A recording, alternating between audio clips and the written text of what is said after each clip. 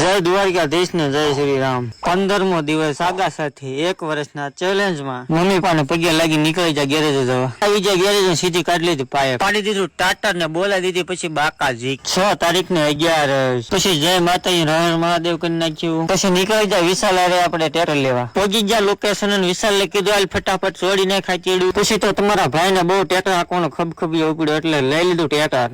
જો સફરજન દેખાડે ના ના ભાઈ સફરજન નથી દેખાડતો એ તો વિડીયો ઉતારતો। પછી તો ખાન ઘડીક બપોર હુઈ જા અને એમાં હું તો કાતો એક શીપ ટુકડા વાળા ભાઈ આવ્યા મને કે લ્યો ભાઈ કા ધોઈ નાખો હાલો। પછી તો હું મંડાઈ પડ્યો ધોઈ નાખી ઘડીક શીપ ટુકડો ગાડી ધોઈ ગઈ ભાઈ ગાડી ધોઈ એમાં બહુ મજા આવી મને કે હાલ તને ગાડીમાં આટો મારવો અને એમાં આપણે મફતમાં તો આટો મૂકી અને કાલે જે આપણે પેટી બનાવતા હતા એ બનીને થઈ ગઈ છે કમ્પ્લીટ। એટલે મેં કીધું તમને દેખાડી દઉં જો આવી રીતની આપણે પેટી બનાવી છે મસ્ત મજાની। તો આજનો વિડીયો અહીંયા સુધી તમારી પેટી બનાવી કેવી લાગી જતા કોમેન્ટ કરી દેજો। તો મળવી છે નવી મોજ મસ્તી સાથે મહાદેવ બાય બાય।